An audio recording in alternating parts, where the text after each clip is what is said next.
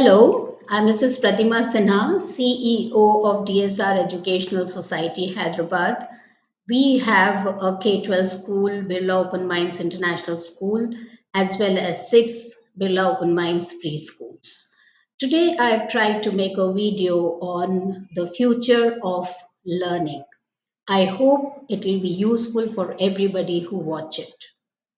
The future of learning, it's so very important in today's world when we are talking about so many changes that we have seen in the past 2 years. Preparing learners for a future we cannot control. This is what we have to really decide on. We know how we were thrown into something very different, something very new, where which we had actually never ever experienced, and how we adapted ourselves and how we understood that what we have been doing for last 20 years or 25 years will not work uh, immediately in next 12 years or 20 years. We have to change our mindset and we have to move forward. We have to start thinking about what next, what next, what next. When we embrace the future, we equip the learners to become problem solvers and innovators who can actually face the challenges of the future. So, this is what I will be discussing in my video today. If you can see this picture, uh, there is a gentleman sitting there. Yes, now you can see it clearly. There's a gentleman sitting there with a newspaper in his hand, and there are a lot of people working. This picture has been taken long time back from a Cuban cigar factory. And this gentleman is basically called as elector, and his job was to read the newspaper and entertain the workers in the factory. Now this particular job profile this particular job profile has is obsolete, is no more there. Now, why did I show this picture? What is the context behind is that we do not know that next 20 years what is going to be the jobs which will be there for our children to face. What are the lucrative jobs that we are talking about today? And we feel that these are the job profile that everybody needs to enter into may not exist tomorrow, may not be there tomorrow. They may be extinct. So, this is the context that all the time we have to keep on thinking about what is going to come in the future and how can we prepare our students for the near future. For this, I really liked Stephen Harris, who's the founder and director of Sydney Center of Innovation in Learning. He said, as educators, if we are not prepared to initiate significant transformation now in order to best meet the current known context, then we have already failed the next generation and those to come. And we do not want that to happen. We definitely do not want to fail the coming generations. So, we as educators today have to wake up and start thinking about the future of learning. In that context, I've come across a number of jargons that I feel are so appropriate for this particular video.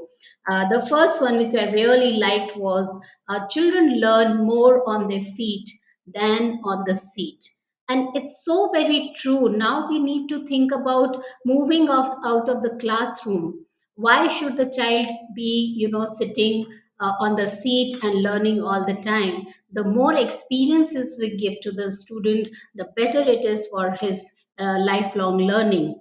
I remember my English teacher used to take us to the library. She never used to enter the classroom. She used to just take us to the library, and that's where we used to do our own finding out research, grammar, comprehension, and we used to enjoy ourselves as well as learn. And I feel that whatever I learned on my own is still there with me. So high time we start thinking about how we can give more experiences to the student rather than making them just rote learn and then or accept whatever the teacher is saying. The second one I really feel is so very important. The future of digital is deep and digital. You know for sure that we have all dived very, very deeply into technology. All of us have adopted technology to the brim, but it is never ending. I think we will be diving more and more deeply into digital mode of teaching, and we have to adapt ourselves to this because this is there to stay. The next one, which I really loved, was education for life and education for livelihood. We have to balance both of them because when we provide education to the student, we have to ensure that all the skills, all the values, all the concepts are very, very clear to the children. That we need to imbibe all these at once because these are there for lifetime. And of course we have to prepare the child for his livelihood too. So all these two have to be really, really balanced. The next one, paradigm shift from standardized learning to individualized. Initially, also, I spoke about it that how we have to move out from the standardized mold that every child we put in and it's been coming out one by one. We now have to start thinking of individual attention to the child. We have to start thinking about every child and their strength and their weaknesses and how we need to help each and every child as an individual. That has become actually a paramount priority for all of us. Next one, stop delivering and start designing. We need to move out from the stage. The teachers need to move out from the stage and become the sage on the side, where the teacher gives opportunities, beautiful opportunities to the student to start learning on his own, to start finding out on his own, to start questioning on his own, to mess up, to design his own learning, I would say. So this is what I really feel these jargons are so beautiful and so relevant for future of learning. This is the time for transition. We need to now buck up and start understanding that what kind of transition we can look into so that we can help the child for the future. From the second class robots to first class humans. For me, this is very, very important because, as we said, that it is not an industrialization or, it is has to be an individual person to actually work on and to give them the belief of the confidence that they can do well in future. So from second class robots who are, we are churning them out without any thinking. It's just what the parents have told, the teachers have told, the peers have told. No, we want to create children who are first class humans with the right values, the right concepts, the right skills that will hold good for them in their future. From delivery to design, from control to curiosity, from face to face learning to blended learning, standardized to individualized, risk averse to risk taking, inequity to equity, right or wrong to positive and pitfalls, answers to questions. The more questions they ask, the better it is in their learning process, from individual to teamwork. Now, I want to actually dwell on a little bit about pedagogy and vs heutagogy.